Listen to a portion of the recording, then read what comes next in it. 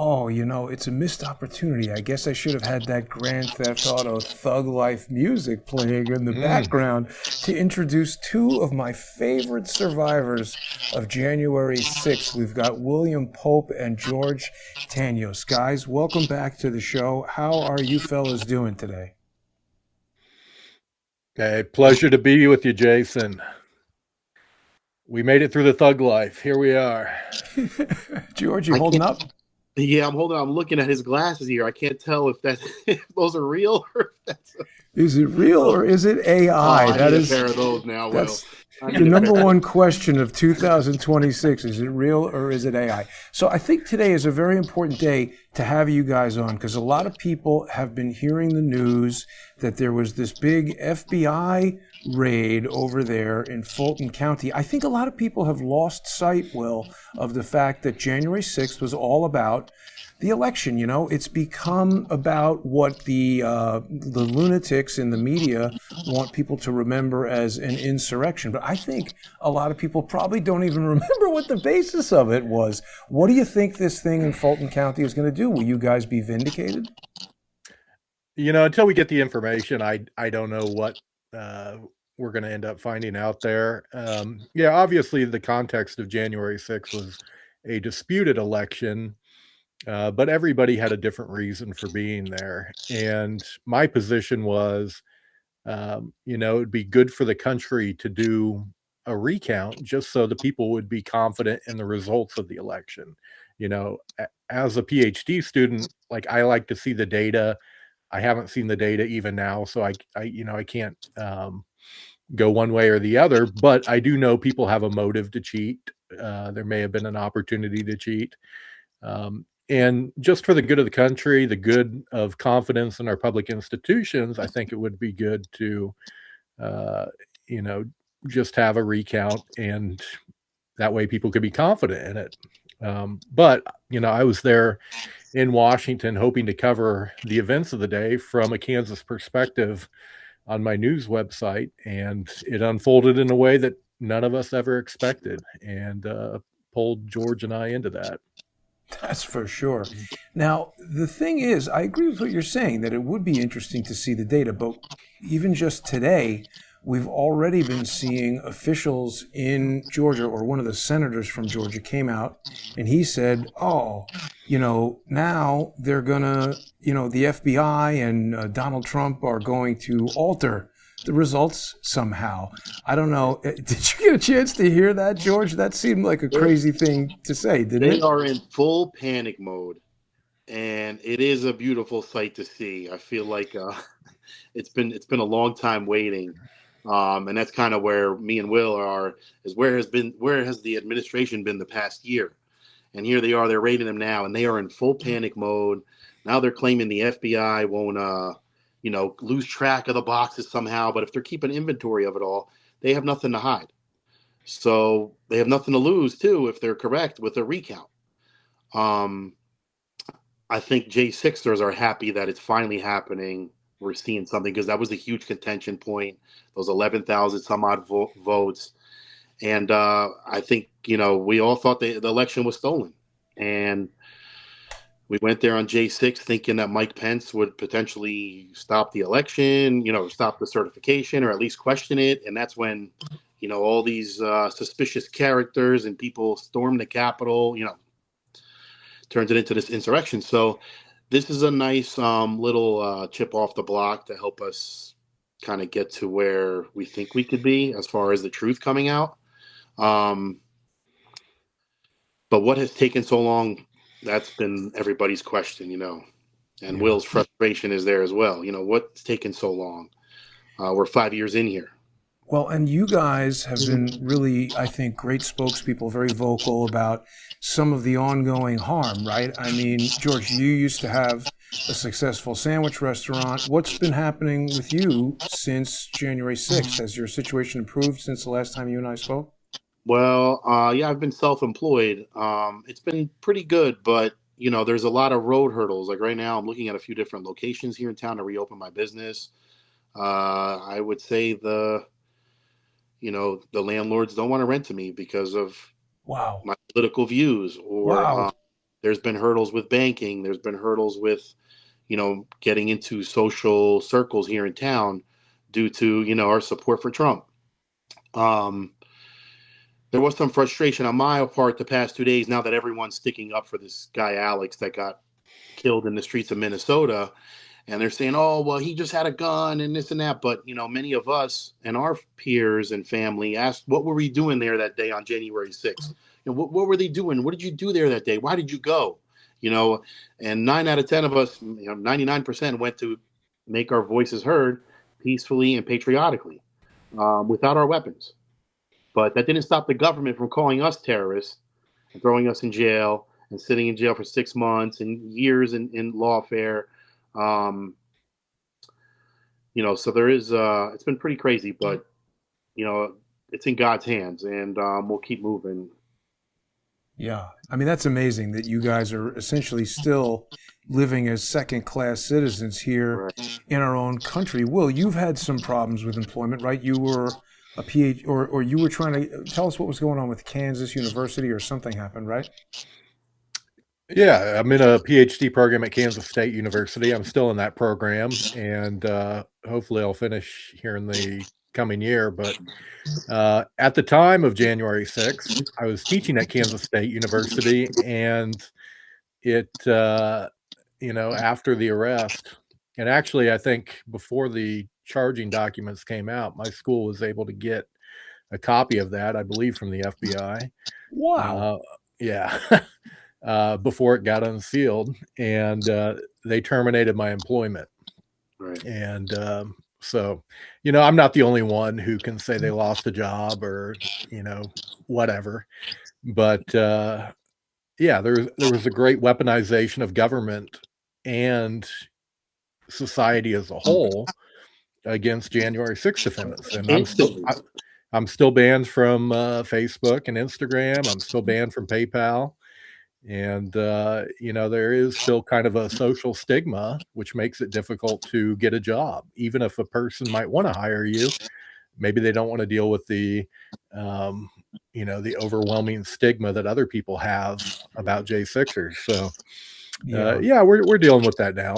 But, we're going to keep pushing forward. And it's hard to believe. It's hard to believe that we are American citizens really dealing with this 5 years in, and you're seeing what they're protesting in Minneapolis. When I sat in jail those first few months, we all were wondering where was our protesters? Where were they? Where were the American patriots and the Trump supporters? Why weren't they protesting Joe Biden's election? To the extent that they are now. They're all protesting ICE and whatnot, but J6ers really got left in the dark, and it's still to this day. We all got our pardons, and not all, but there are many that still haven't. But there's a lot of questions there, and back to this Atlanta thing. Hopefully, it helps break the ice and really get to the bottom of it and vindicate us, because we all went there that day because I think 99% of us thought the election was stolen to some extent, and that's what we were told, and we never got to the bottom of it. I think one of the problems that I anticipate, I hope you're right, by the way, but one of the problems that I anticipate is that when we talk about the lunatic left, and I haven't had it nearly as bad as you guys have. I didn't get put in jail. I haven't, had the type of discrimination that you're talking about, but I have faced lawfare from these type of, media enemies, people who twist the truth, who seem to have the ability to control outcomes in court or manipulate them at least. I've fought, people in the Lawfare Institute, and a lot of people, Norm Eisen and, Ben Wittes, and people who seem to be really connected to the plans and the execution of January 6th. And the problem that I foresee is that I think from one side of this argument, we have a group that wants to rely on law and order and kind of come to the truth and have it be answered and done. And on the opposing side, like we saw today with this senator who just said, oh, now Donald Trump is going to, somehow alter these records. They took control of them and they're going to alter them. It seems like no matter what the truth is, they're going to just keep on lying and keep on making up stories. Don't you think, Will? Well, ironically, why did the DOJ have to alter body cam footage to where they would cut out a portion where a cop was punching a guy repeatedly, you know?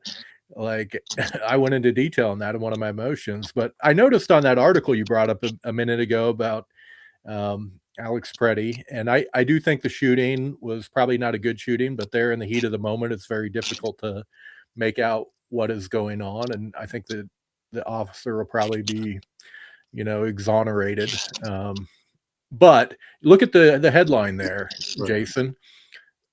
Two federal agents Oh yeah. escalated an encounter, right? And like if you would have used that framing for January 6th, and there were several incidents where law enforcement made decisions that really did escalate situations at the Capitol. Ooh. You would have been vilified for doing that. But the left can get away with it. And again, a tragic situation. But, I always bring up the example on January 6th, they had different police responding. And, one police line showed up and they were going to go to the West Center.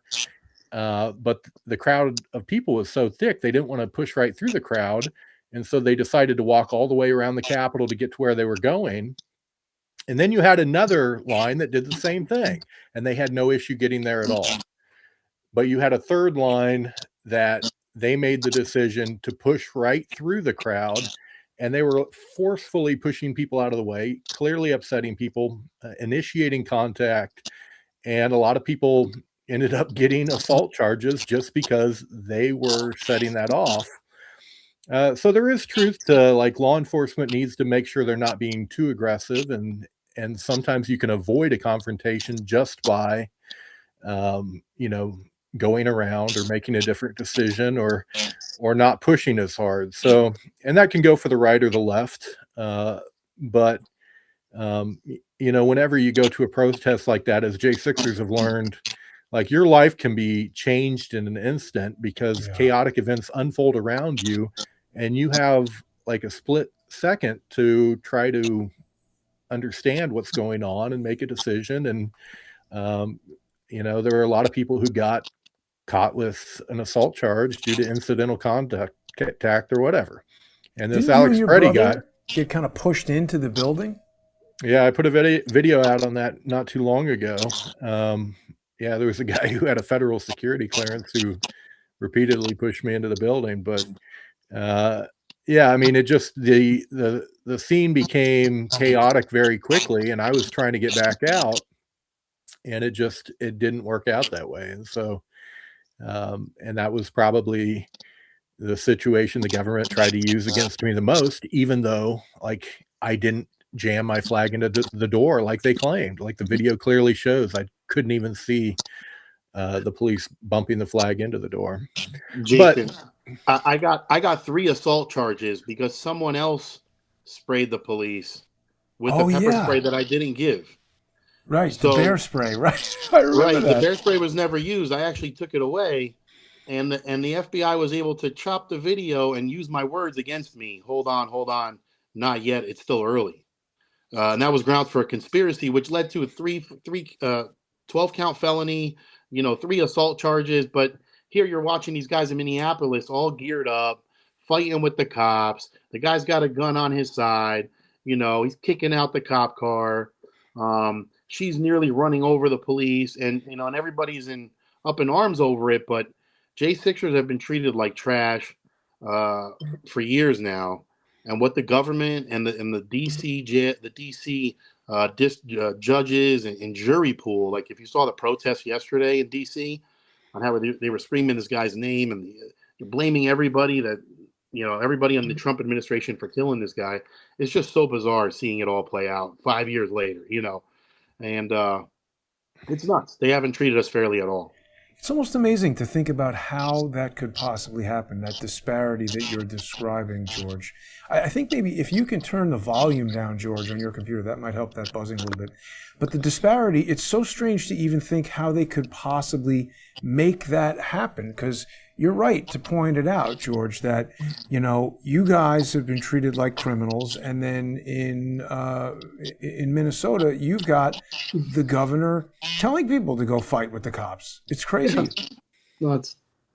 Well, and the video that came out yesterday, the Alex Preddy guy, apparently he had a confrontation with ICE officers a couple weeks ago, and he was kicking out their taillight. Then they come out of the vehicle to take him into custody, and he is like wrestling with them, fighting with them. And they let him go. Yeah, and they let him go. And that would have been like sensationalized if that were done on January 6th. And yet, I think in a way that guy felt like he could get away with wrestling with them again. And unfortunately, the second time around, he got shot, which, tragic thing. I don't wish the guy to die, but, you kind of, I feel like the first encounter kind of shaped the second one. Yeah, we're called domestic terrorists and white supremacists for being Trump supporter, and this guy's whiter than me. I mean, like, it's the craziest thing ever. Ooh. And he's fighting with the cops. He's fighting with the cops. I'm running the opposite direction. He's got that Minnesota winter tan, George. Yeah. I mean, we should also say, whatever it is that you two guys did or did not do on January 6th, you were not like kicking cop cars, fighting with the cops. You weren't doing that. And I mean, look, obviously everybody support the Second Amendment, but I don't think you can reasonably expect to fight with the cops and not put yourself in extreme risk of getting shot. Right. Yeah, and George, Jason, I tell people that, I don't support anyone assaulting police, whether it was on January 6th or, ICE in Minnesota. There was some incidental contact on January 6th that I don't think they should have charged. But they charged it as assault. But there were other examples of people who were swinging baseball bats at police, which I don't endorse at all, right? But I also don't endorse what that guy was doing, fighting with the police in Minnesota, kicking the vehicle. And, bad things end up happening when you get closer to chaotic situations like that. And yeah. Now, Will, I think you are probably best known for being a pro se criminal defendant, which was just so impressive that you were able to do your own criminal defense without an attorney and succeed. You have basically challenged that old saying of you can't fight City Hall because you fought the law and the law lost. What's happening with your case? Anything still going on with the case? Yeah, that old saying, only a fool has himself for an attorney, right? I think a lawyer made that up, though. Yeah. But I am the exception, apparently. But the criminal case is over. I am still kind of fighting with the government, fighting with the Trump DOJ about retention to discovery, because typically a defendant like George would be able to keep any discovery that they gave him, and you have that documentation of your case. But in my case, the judge or the government filed a motion to require me to return that at the end of my case. And the judge approved it, which made my protective order conditions different than every other defendant. And I am still fighting that. And I'm on appeal right now. And I have a brief due here in a little bit. Yeah. But isn't that weird, Will? I mean, everybody thought, and I don't know that we have an explanation for this. I don't know that you have an explanation for it. Everybody thought, Trump is coming in. The savior, Kash Patel, is taking over the FBI. The brilliant Pam Bondi is taking over the DOJ. And now everything's going to go our way, but yet they're still fighting you. Yeah, I mean, I'm not happy with it. Like, that for me crushed my optimism about the Trump DOJ probably earlier than a lot of people. And so, I was ranting probably back in March and April of last year. And, now a lot of people have come around and be like, yeah, what is Pam Bondi doing? We'll see where they're going to go with a few of the things, but there does need to be accountability for the weaponization of government that happened to J6ers. And they're really not talking about that. Even with the, a lot of people are getting excited about the Fulton County thing, but, the weaponization of government is an issue that you can't ignore. Like, people, their lives were destroyed Trump issued an executive order acknowledging that government was weaponized against January 6 defendants, and disproportionately compared to, people in Portland and Minneapolis in the summer of 2020. And, he ordered there to be accountability for that. And up till now, we haven't really had that. We're going to keep pushing, but yeah, I'm not thrilled that I have to be fighting the Trump DOJ over a pretty minor issue, in the grand scheme of things. But to me, it's big because I want to have the documentation of my case. Sure. And George, what about you? Anything still happening with your case? No, my case finally got resolved. I was in a civil suit after my criminal matter got resolved. But I was in a $30 million lawsuit with President Trump brought to us by the Sicknick family. And that didn't resolve until March. Wow. And how that was resolved was I had renter's insurance, and they ended up covering my liability on that end and ended up finally settling just to end the matter. Oh my God. So wait a minute. So your insurance had to pay Brian Sicknick's family? Yes, to the tune of nearly $300,000. What does that do to your insurance premiums? Really nothing. So, it was a homeowner's renter's insurance, and when I filed for the case, they ended up picking it up on the very last day. This is 2.5 years ago now, and they ended up suing me as well, the insurance company, trying to get off the hook from representing me in this matter. Oh my God. And they used the same terminology that the initial lawsuit against me used, saying that I was part of, an army, I was an insurrectionist, I was trying to overthrow the government, it was an act of war. And, and I'm in panic mode, thinking that, again, President Trump, this was before he almost got shot and all that. So all this stuff was transpiring while I'm tied to this legal matter, unsure if President Trump would be getting in. So once he got in, about 3 months into it, Julian's side ended up settling. They paid a settlement, and then my insurance covered the bulk of it. And, it was really out of my hand. So the insurance company wants to declare it an act of war because these are going to be things that absolve them of liability. So right. They tried. Now, I seem to remember from our previous conversations that this was all lies, that you did not actually attack Brian Sicknick. Yeah. And it's interesting to see. Look at who's written this article about it here, George. This is the Lawfare Institute. The Lawfare blog is saying, 2 charged with assaulting Brian Sicknick, U.S. Capitol Police officer who died after January 6th. So this is exactly the type of piece of crap that some lawyer for an insurance company could bring into court.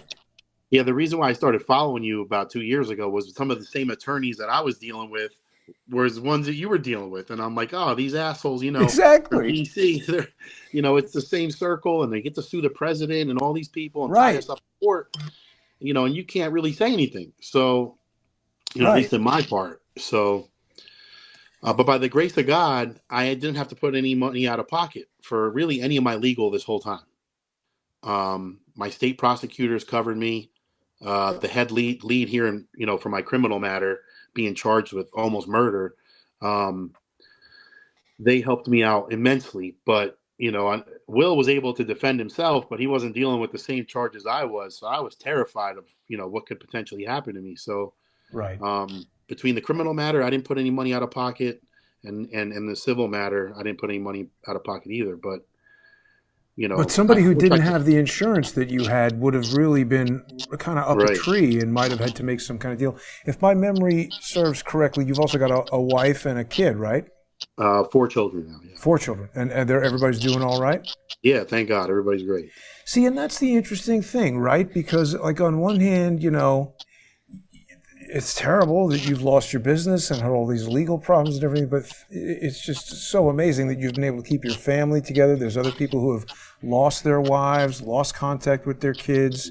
Will, I know, look, I sympathize. I don't know your personal situation, but I get to a certain age where if you're not married, it starts to become difficult to do. And you've described some of the social stigmas that you've faced. I'm sure it affects your ability to date when women find out that you've been involved in January 6th, or I don't know, maybe it helps you. Are you a January 6th pimp now, or what's up? You don't have to tell us. I don't mean to get personal. Fortunately, Jason, as I noted in numerous court filings, he's dressed like one. I am totally innocent and still good looking. So regardless of the false allegations that are out there, I am a very hot commodity eligible bachelor. Good to know. I haven't tied it up yet, but I feel like I'm in good shape in that regard. That's good. That's good. I didn't mean to ask any personal questions, of course. Well, I'm just saying everybody has their own set of hardships from the outcome of this thing, and it's ongoing. I mean, we've just passed the 5-year, I hate to use the word anniversary for something tragic like this. There's 5, I think, different people who committed suicide, and but I mean, even 5 years on, you guys are still trying to rebuild your lives. Oh, it's going to take a long time, no doubt. At this rate, it's going to take us a couple decades because all odds are stacked against us still. If even just being a Trump supporter, but as being a J6er, and once you look up our names and whatnot, it's there for good. And you could tell right away, the liberal media and the left, they have the top slots online, and once you look up the name, I mean, to this day, if I look my name up, it says, oh, George Tanios assaulted an officer. I didn't do such a thing. I wasn't was charged with it, which is what they wanted, so it could stick somewhere in there. But to get to the nitty gritty, and to bring that up, even my fellow J6ers, I've been labeled a rat in the J6 community. What?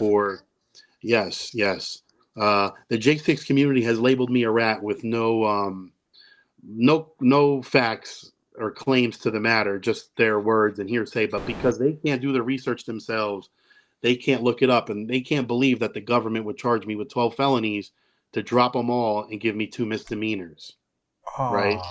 So people are jealous if they got in trouble when you got off relatively. Right. My God, the complexities of it's almost like a soap opera in this whole January 6th community. 100%. And they all love we didn't kill a cop that day and this and that.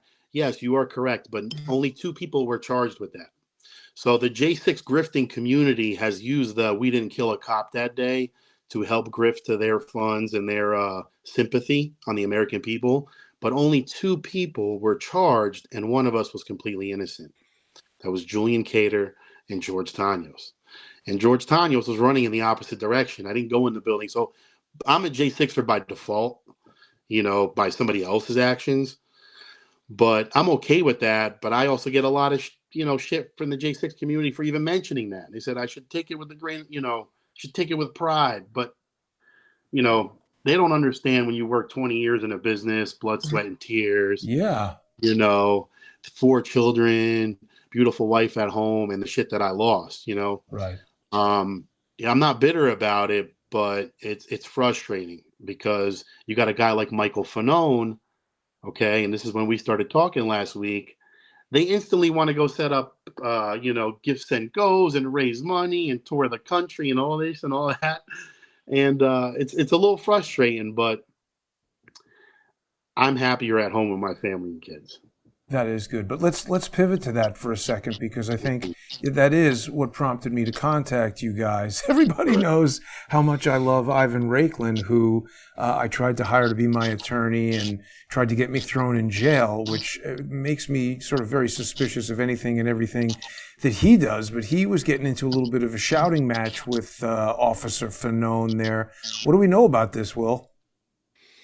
Well, I only know what I see from the videos that are out there. I actually thought Ivan did a pretty good job of handling the encounter. If you've ever talked to Ivan in person, he is a very sharp guy. He has he's been trained in manipulative tactics by whatever intelligence agency he worked for. And Fanone was kind of out of his league on that. So, it was nice to watch. It was great to watch. It's good theater. Yeah, I mean, and Ivan is pretty much all theater, but yeah, Fanone kind of got flustered, and he was there with Harry Dunn and Ganell, and Yeah, they didn't look good. It wasn't a good look for them, No, I do have to agree with you that, it's one question of whether or not this was an authentic encounter or whether Ivan is, in on creating psychological operations and media opportunities and whatever. But it was nice to see Fanone made to look an ass. But I mean, could you imagine, forget about any of the three of us individually, but a person going into Congress there and, dropping F-bombs and pointing their finger in the chest of somebody, you'd get your head cracked and handcuffed and dragged out of there in about 4 seconds, wouldn't you, George? Yeah, 100%. Like, it's just so bizarre. It's political theater, It's just so bizarre. It's nice watching it online, live, because I get to work from home, or I have the luxury of kind of working in my own, own time. So I get to watch a lot of this stuff live when it comes up, and very exciting to watch certain things like that play out. But yeah, if we did that, I mean, there'd be hell to pay for us. Yeah. Ivan apparently knows how to maneuver around DC real well, and knows how to stay out of trouble and not be indicted for J6, because he was much closer than I was. Right. He knows how to not be indicted for J6. Yeah, that was frustrating for me. It's like,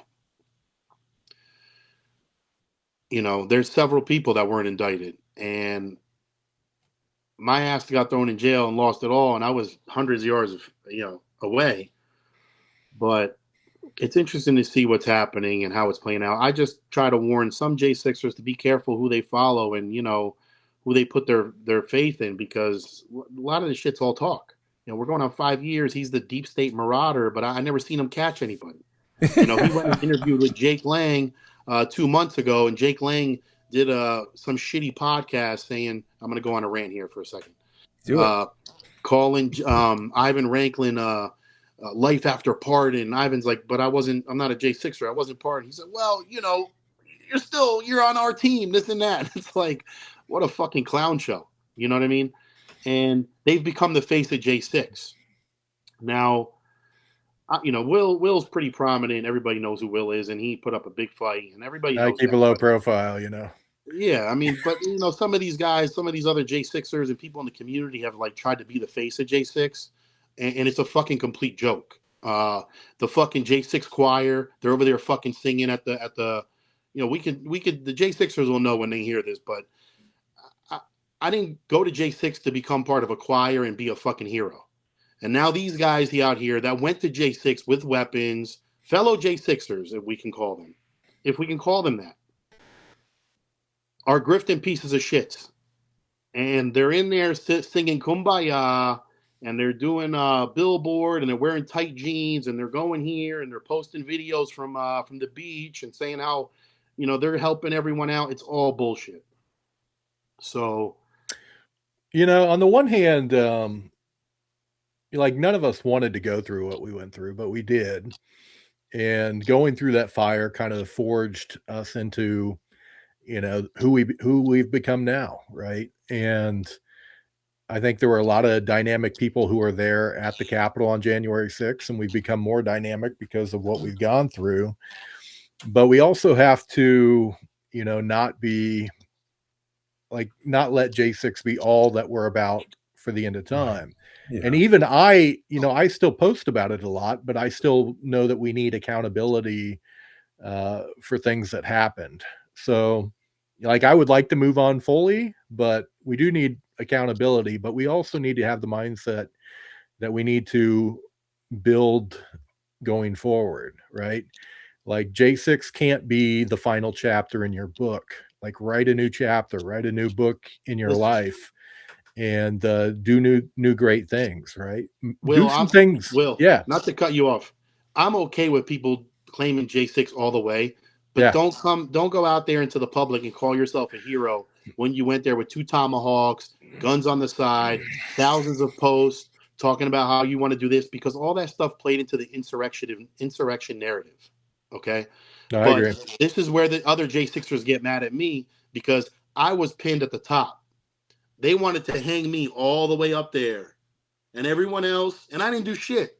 And I was okay with that. And I was okay with taking the blows. But here we are 5 years later, and I've been labeled a rat by the community that is sponsored by Patrick Byrne, Ivan Franklin, General Oh. Flynn, that whole fucking circle jerk. Well, right? see, you're getting exactly to what I wanted to talk about right there, George, because see, Ivan Raiklin, so look, here he is on January 6th in the crowd wearing a mask. Now, wasn't he one of the most, anti-COVID? First of all, he's not anyone who was truly afraid of COVID and thought that a mask was going to do anything to help them did not have their nose sticking out of it. This is to cover his identity. It says Flynn, I think. Yeah, it does. And I think he's advertising Flynn. He's trying to hide his identity. What is he doing there? I mean, what was his purpose on January 6th? And again, some people are like, oh, you don't like Ivan Raiklin, so you're saying this and that. I don't start out not liking people. I liked Ivan. I met him at the Twitter files hearing in Congress, and I shared with him my report on the Twitter coup. I figured we were like-minded people, and I was just trying to, publicize my information. Same reason all of us use social media. I wanted people to know about the stories that I found important. I don't think it's good for the FBI to be infiltrating Twitter and deciding who can have free speech and who cannot have free speech. George, you were talking about the different lawyers that I write about. It all started with this. This is Judge Valerie Caproni, the former FBI general counsel, who I allege played a key role in installing the FBI into Twitter and spying on us all and doing things like, manipulating the media that can be used to villainize you and other people who had good intentions in going there on January 6th. So Ivan Raiklin, as I said, I intended to hire him to be my lawyer. I told him everything about my case where I needed a lawyer because I was getting jammed up by, what's her name, Nina Jankowicz. She lied to the court in Virginia and succeeded in getting a restraining order against me, denied me my Second Amendment rights for 2 years, and was trying to get me charged with a felony.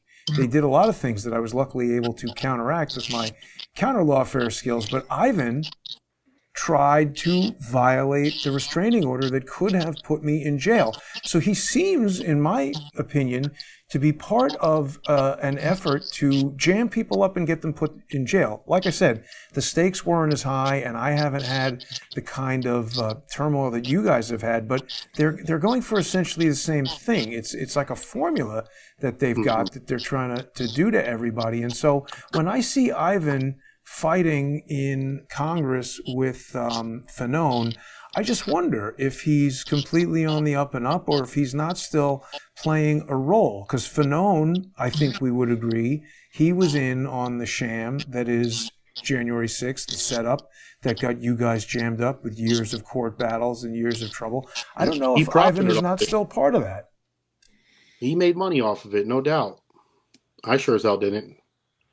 Book deals and tours. And, right after that incident happened with him and Ivan, he posted on Facebook, I need to be out there in the streets. I need to get the truth out about these Nazis and, these MAGA supporters. And Fanone's raising money. He's got a gift and go. And Ivan wants to sue now for defamation. And it's like, dude, I sat in jail and was called a cop killer for 5 years. And he's getting called a rapist. And he wants to sue now. It's like, I think he posted the letter today, the cease and desist letter. But right, I mean, you think Ivan's not getting lots of additional support from having posted, first of all, his performance? Sure. I'm sure. They put a gift saying go up. They start raising money, and it's pretty sad seeing it because a lot of people fall for it and they just don't know really what's going on. but I'm gonna start a Give Send Go, and me and the Ninja Turtles are gonna take on the deep state, and we're gonna take it all down. And we're gonna crush the deep state. We're gonna put them all in handcuffs. And people will fall for it. You know what I mean? Will, did you get a chance to see this cease and desist letter that Ivan was putting around on Twitter? Yeah, I saw it floating around. I didn't actually read the full thing, but yeah,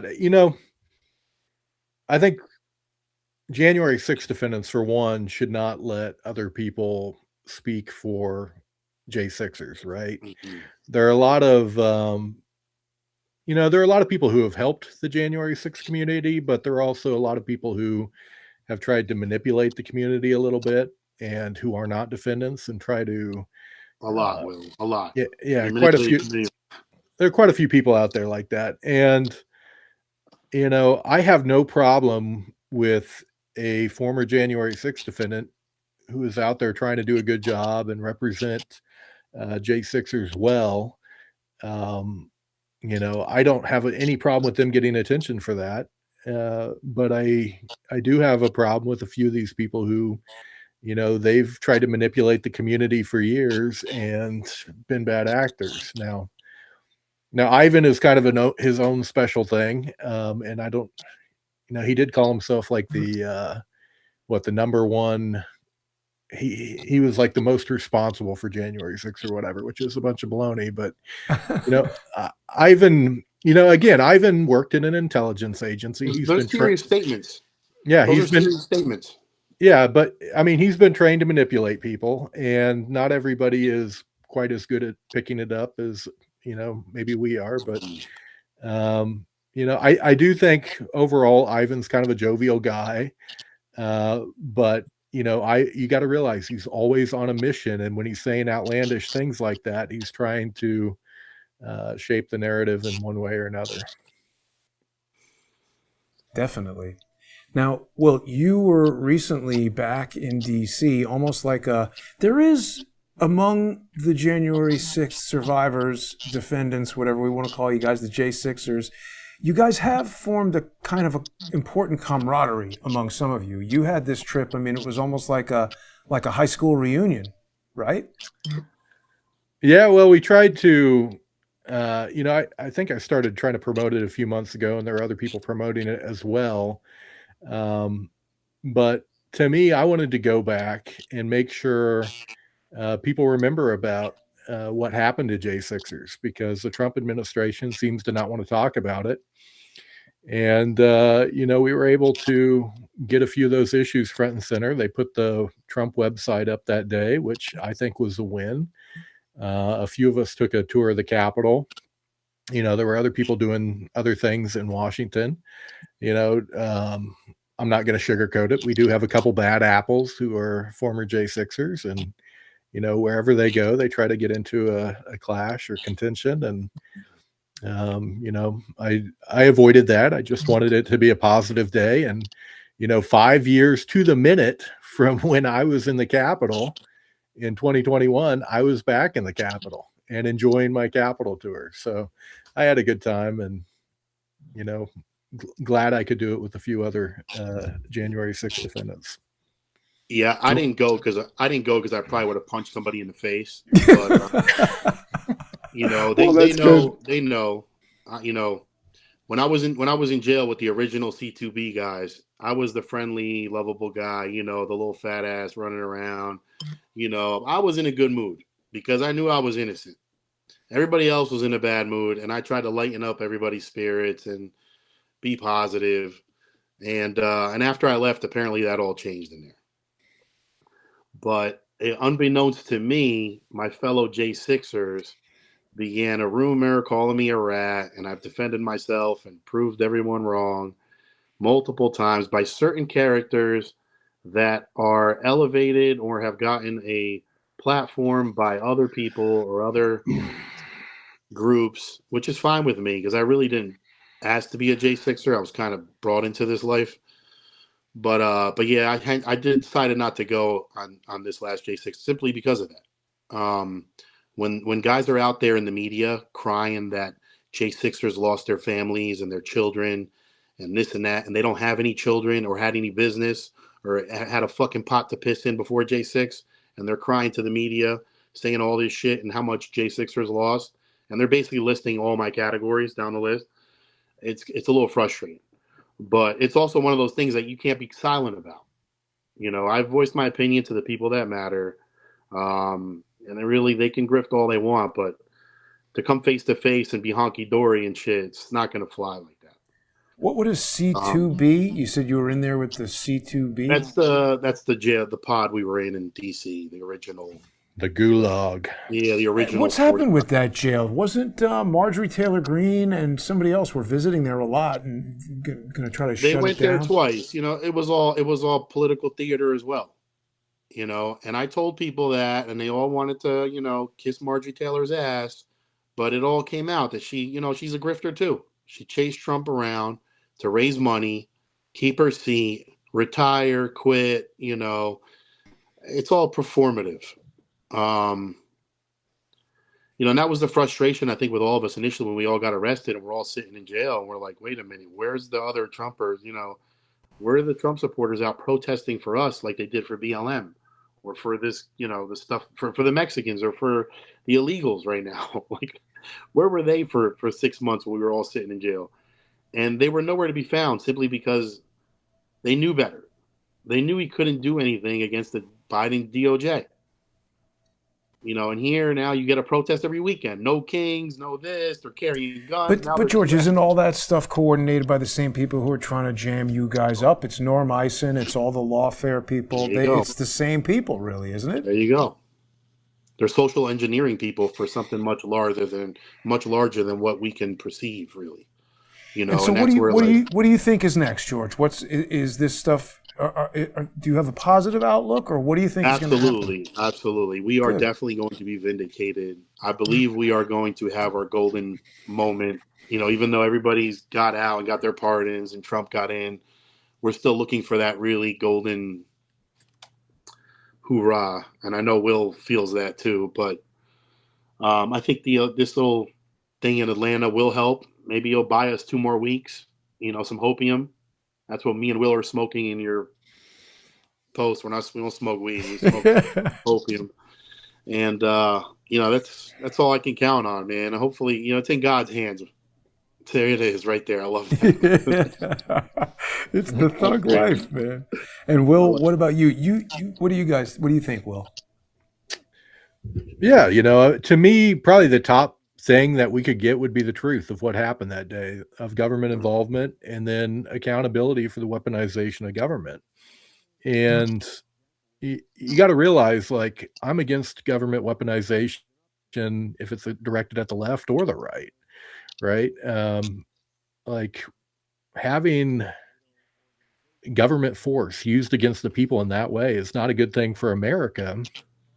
And you got to push back against it. And we need to make sure that kind of this macro trend toward, a more secure country at the expense of liberty and the rights of the people is not a good thing. Like, we should not be giving up our constitutional rights and be crushed by government weaponization, but every generation is going to have to push back on that. And I don't think there has been meaningful change yet in the Trump administration. So you were also talking about how they altered video and stuff like that. I mean, I haven't done any kind of like hardcore study, but just in looking around X and the internet, I don't think anybody knows the details in terms of the video coverage and the logistics of the police, how they were dispatched and everything, to the extent that you do, and also in part due to evidence that you were able to obtain in your own case. Do you think that's accurate to say that? And if it is, are you going to write a book or something about this? Because your understanding of it is so deep. It's incredible. Yeah, I probably will write a book eventually. I haven't begun working on that yet. I'm trying to get my PhD finished first. But yeah, I put a lot of time into the video, and there's still, I could do more even now, right? There's more to learn. essentially we have thousands and thousands of hours of video. And fortunately, January 6th happened before AI really took off. And so we have a visual record of the day that can be triangulated to other uh, pieces of that record. So if you have a clip of a police officer beating a guy from one angle, I could probably find it from 4 or 5 other angles, right? And when you can triangulate video like that, uh, it becomes much more difficult to fake it, right? Like even with the thing in Minnesota, you got people who are creating fake images and fake video of claiming what happened. Yeah, right there we got kind of a confrontation. But you know, there were a couple clips that I put out there, and I don't think there was a ton of alteration of the video. I think the bigger issue was the government withholding video, but there were body cams that were split in half. And if you know how these body cams are programmed, like when they begin recording, you're going to get a beeping pattern. And when they end recording, you get another beeping pattern. But we had files where the file would end without that beeping pattern, and then it would pick up again, you know, maybe 20 seconds later, and in between the officer was beating someone with their fist, and they never touched the body cam, right? So there was nothing touching the body cam that would have turned it off. There was no beeping noise to end the recording, um, and yet it began recording again right after that. And for one officer, this happened on 2 different occasions to where the video got split. And there, So here what we does got, that what does that indicate, that the video's been edited? yeah, that they edited it. But again, the problem with January 6th, when you got that much of a visual record, and I don't think they thought initially that people would go into the details like that, but when you got that much of a visual record, it becomes very difficult for you to fake it or, you know, manipulate evidence like that. And we still don't really know. I mean, Ray Epps, he got off pretty light, right? I mean, there's so many obvious federal douchebags there. This guy that I'm talking to in this video is John Lee Riches, convicted fraudster. Yeah, with I mean Ray Epps. So he did get charged, right? He got a misdemeanor. Like unlike George, who got a 12 count indictment, you know, Ray Epps, who dedicated his entire night the night before to trying to get people to go into the Capitol. And then on the morning of January 6th, we've got footage of him repeatedly going up to people hour after hour, pointing them toward the Capitol, saying, after Trump is done speaking, we're going there. And, you know, he was in that same group that was pushing the sign into police. He didn't get charged with assault like they did. So we do have questions, right? He got a pardon like, you know, everybody else did who was convicted. But, you know, why would you dedicate your life to that on the morning of January 6th? And a bigger question remains, like, why would the media want to go to a great length to defend him for telling people to go to the Capitol, right? That's what I was going to ask both of you guys, is that when you look at a headline like this, okay, I Google either of you guys' names and it's the headline is like, oh, absolute piece of shit, you know, whatever the guy we're talking about, and did this, did that. And here's Ray Epps smeared by conspiracy theories. How does that? Got a raw deal, yeah. How do you guys feel about that? If I see Ray Epps, I'm knocking him the fuck out. That's what I'm Allegedly. I'm knocking him the fuck out. I'll catch a charge for that. Calm down, George. Allegedly. He's not going to do that. He's joking. It's boiling up. You know, he's joking. I can't.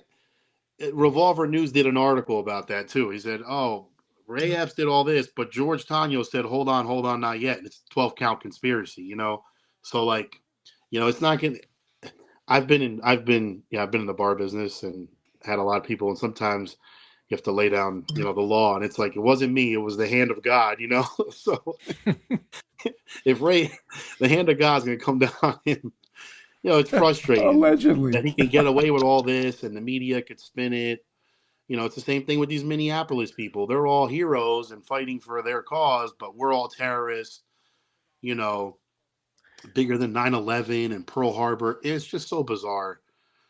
Well, and I But think one thing I'd point out, Jason, is when you were a defendant going through the prosecution like that, It's you could tough. tell kind of the nuances of how they were treating you versus Mhm. people like Ray Epps and other people. And um, you pick up on that very keenly. And uh, yeah, like there were Because a it's lot your of, life. It's your life. You know what I yeah, mean? You're going through and you're like, holy cow, I can't believe this is happening. And it's pretty bizarre. yeah. Like at one point I asked my prosecutor, like, why did this guy from Kansas City who had like 3 felony charges, including I think he had an assault charge, why did he get a misdemeanor plea deal, and you're trying to get me to plead out to a 15-12 with a range of 41 to 51 months, a charge that ultimately got thrown out by the Supreme Court. um, Now that guy did cooperate against his co-defendants from what I understand, but yeah, I mean, you pick up on the, like, when people get a misdemeanor plea deal and they're not handing them out to just anybody. If you have a felony charge like that, you pick up on that. Yeah, now, sorry, one more question though, George, about the revolver article. Darren Beatty is now part of the Trump administration. How come these right. guys aren't doing anything to? Right. I was going to bring that up. Same thing with Cash Patel. These guys, they know who I am. And they know what happened to me on a personal level as far as how the FBI set me up and put me through all that. So, but I'm a nobody. I wasn't asked to be in this position, and I'm not here fighting for accountability and all that like others are, simply because I have to protect my family. I'm not a free soldier like someone else like Jake Lang or some of these other quote unquote heroes that are heroic J6ers. I have a family to protect. I can't be out there in the public. I mean, this is as far as it gets for me, talking shit on the crowdsource the truth, which is good enough for me. I know that's the alley that we're in here. So Thank you. I guess say it's satire, you know what I mean?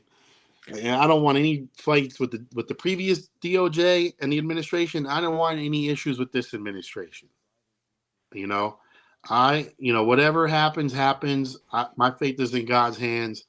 I love President Trump. He's my president, but I'm not begging him for retribution or some type of restitution simply because it's not in my hands. But then you have other J6ers that are, that were violent that day, and they're the ones crying the hardest, saying we need to be, suing for 500 million, this and that. It just doesn't make any sense to me. And I hope Team Actually, Trump, the real Team Trump, understands that isn't we're there a not all lawsuit though, the. George? Didn't somebody bring some kind of big lawsuit? So there have been talks about it. Jake Lang was another, prominent J6er that said he was going to sue for 5 billion and all this bullshit.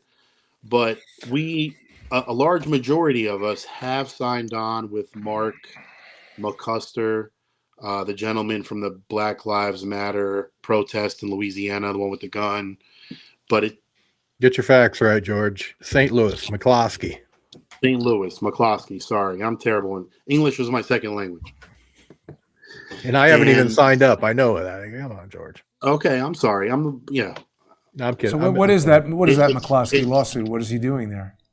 Well, several of us have signed on, and he filed the forms to extend a potential lawsuit. He's a lawyer, right, McCloskey? He is a lawyer. I've personally spoke to him once, and it's really like we're all like run of the mill right now. There's 300 to 400 of us in this group that I was fortunate enough to get on because other law groups or other groups that were speaking have kicked me out of their calls because I was labeled a rat within the J6 community. Oh my God. So they can kiss my ass, but I'm here tied to this, and it turns back to Sidney Powell and her organization and all these different characters that, in my eyes, I don't know if they're true Trump supporters. I'm a 3-time Trump supporter, but I'm also a Trump supporter from, I don't want to say from birth, but I grew up in his casinos as a kid. And, I'm a capitalist and I'm a business owner. And I always looked up to the guy from what he put through together and, being in that market. So I'm a Trump supporter by my. But you bring up an important point, though, about Sidney Powell and Patrick Byrne, because now with this raid from the FBI today, they've been back in the news. Right. And I'm a little concerned about that. It goes back to our questions about Ivan Raiklin, is that it seemed like, yes, okay, obviously they're, famously rambunctious Trump supporters, but, when I tried to contact Sidney Powell and tell her, hey, you can't use this guy, Dennis Montgomery, as your star witness, she didn't say, oh, that's interesting information that I didn't know. Thank you. I'll call you if I need anything else, or I'll consider it. She got all bent out of shape. You guys have probably seen the video where I asked Patrick Byrne about Mary Fanning, and he freaked out. And he's supposedly worth hundreds of millions of dollars, and he basically assaulted me. That's weird behavior to me, because somebody that rich should not want an active pro se person like me coming and bringing lawsuits against them. So when they have these kind of violent reactions, I start to think what you're talking about, George, if I understood what you're saying correctly. Are these people doing what they actually say? Are they authentic? Right. And I've been following this long enough, before J6 and, going back to Pizzagate, from the beginning of Pizzagate, not to mention that, but just following online and following different personalities and characters, and then going into the Stop the Steal and and that didn't motivate me to go on J6. I just wanted to go, it was one day off in 2 years. So it wasn't like this driving force for me to go there with 2 tomahawks and storm the Capitol. You know what I'm saying? I just followed these characters and these people that are, supposedly now for J6ers and all that. And it's just so odd seeing it all play out. Lynn Wood is a big account, or a big name that I'm sure you know of. Yep. And just, I don't know. It's just all so odd to me. I remember this video that you're sharing right now, watching that, saying, wow, this is so weird. Yeah. And then actually, yeah, I don't remember what rabbit hole I got down, but I think I began looking into Patrick Byrne a little bit, and that led me to your page, Jason, and that video. That's why I initially followed you, probably like 3 or 4. But you were banned from Twitter at the time, right? But I followed probably. You. Yeah. But well, I mean, he went crazy. Not to make it about me, but just this guy, Jeremy he was Oliver, at the Capitol too. How come he wasn't charged? I know, and you know what? He was also in the kitchen of what's the guy's name from West Virginia who ran for Congress? He's a nice guy. I'm so sorry, I'm forgetting his name. Derek Evans. Not Derek Evans. He was like a whistleblower for some agency. Oh man, I can't believe I'm forgetting his name. I did an interview with him with Charles Ortel. See, yeah, when I started following you too, I started seeing this, and I'm just like, what is going on? And you look like a social engineer too, to some extent. Me? Jason, yeah. What do you mean? I'm just asking him questions. Well, that's what I'm saying. If you're asking questions, so you not engineering in a bad way, but you're asking serious questions. And here's Patrick, grabbing the mic. Right. It was just so weird to me. And then just a couple months later, he's donating 150 grand to this J6 or 150 grand to this J6, and I'm just like, what is going on here? And they never once reached out to me and said, hey, are you okay? You need anything? Right. Well, this guy had a gun. This guy with the stupid tie had a gun. Right. Captain America is like a meth head. I don't know what the hell was going on over here, but I should have sued Patrick Byrne. But I got enough lawsuits on my hands, really. Well, guys, it's always a pleasure to speak to both of you. I guess we're at the start of a journey here with this Fulton County business. Is there anything that we haven't covered tonight? Anything either of you guys would like to say before we wrap up? Well, it occurred to me, because you were there at the Capitol too, Jason, although you kind of filmed from behind the wall, but, I've never looked, but your video might have picked up George, because you were kind of filming in the direction that George would have been in. So that would be kind of interesting to go back and look at your footage, and maybe George could figure out if that would be cool. Was actually recorded by you. I mean, I was running in the opposite direction. So literally, and that's why they didn't want me going to trial. The moment the crime happened, my co-defendant sprayed, they tried to say I was recording the incident and I was coaching him through it with my earpiece. And as I'm recording, I'm running in the opposite direction. So yeah, you may have caught me running back. Yeah, it would have been pretty good. You know what I meant to do, but I just got so caught up in other stuff. So when I am doing my live streams, I'm also recording locally on my phone, and then sometimes I'm in this other mode where there's an even higher quality version recorded in the phone on the gimbal. And so what I'm able to do, like in other words, that one I just showed where I did all the blow-ups of Ray Epps, I went back to the original least compressed recordings, and it really allows me to make a much higher quality version. I was going to go through and do it for this whole video, but it's such a long video. It's 5 hours. It's such a long project. I mean, for years I was like, oh, for the 5th anniversary of January 6th, I'll make like a 4K director's re-release, of a remastered version of it, but I did not yet have a chance to do that. See here, yeah, you were filming from back at the street by the wall. Yeah. And George would have kind of been to the right there, right of the frame. Well, does anybody else have a continuous 4 hour and 57-minute video of the day? There are longer recordings than what you have. Like, really? Yeah, Stephen Ignoramus, I think, recorded for 8 or 11 hours. Stephen Ignoramus is the guy's name. Yeah. Well, I mean, Steve Baker, he's the other Steve Baker. We got two Steve Bakers, but yeah, he goes by Stephen Ignoramus, but he may be, I haven't seen him in a while. He may be banned from Twitter again, but actually, let's talk about that real quick before we go. But the pipe bomber and all this stuff that I don't know which is more of an ignoramus, but Steve Baker has got his pipe bomber story. What do we think of that? Well, I will. He came up with an interesting theory, and when he came out with it, I cautioned him and said, hey, if you don't have every I dotted and T crossed, like, there are agencies in our federal government that are able to manufacture an alternate reality, like an alternate story, cover story.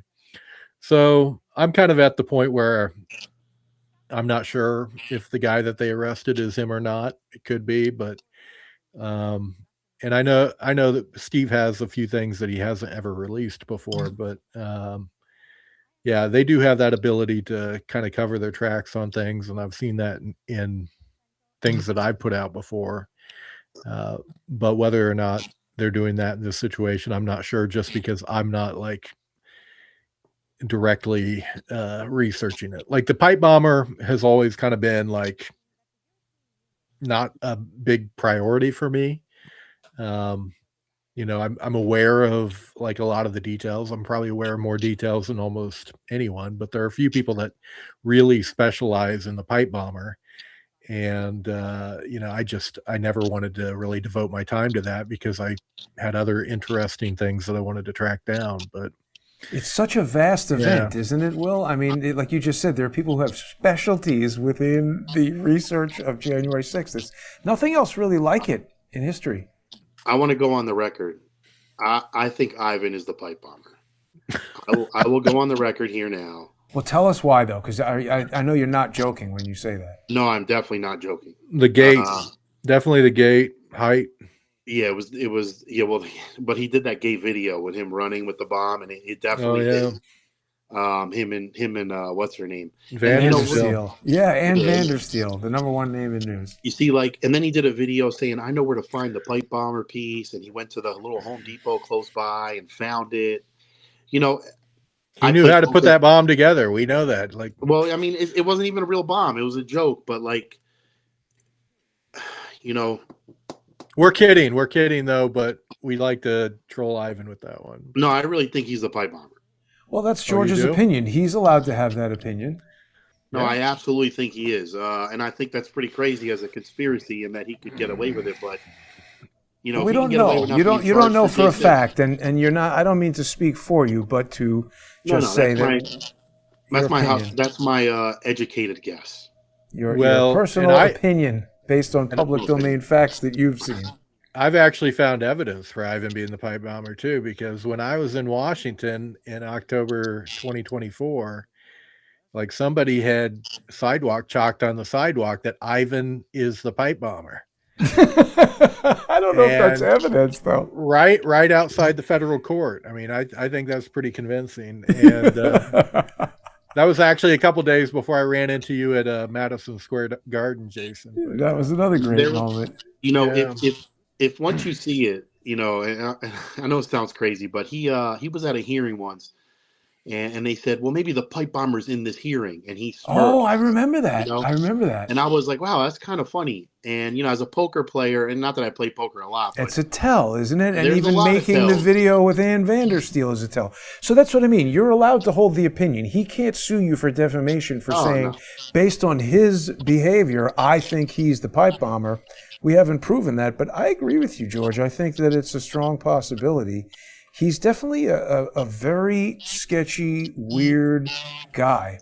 But I guess we'll find out what happens with his lawsuit with Fanone. I mean, even if the lawsuit happens, even if Fanone loses, this is exactly the type of stuff these lawfare actors get involved in to distract people from the truth, to, you know, sort of, you know, set themselves up as adversaries when they're potentially actually allies. You know, that big argument in public where nobody gets arrested for cursing. And then, frankly, even the chairman of the hearing was like, bink, bink, bink, okay, Mr. Fanone, thank you. And it's like, wait a minute, the guy's cursing and screaming. Yeah. It's totally bizarre.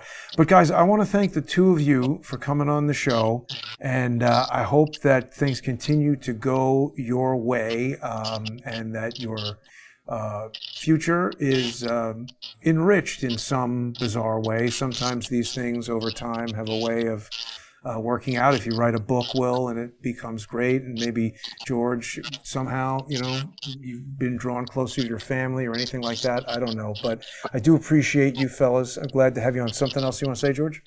I'm looking to reopen my restaurant in some capacity. So, you know, I get a lot of support from my previous customers. I was in high demand back then, you know, and it's one of those experience things, not just eating and ordering food, you know, and a lot of people miss that here in our town. So I think I'll be fine in the long run. And I think most J6ers will be, but you know, a lot of these bad actors out there are still giving us a bad name.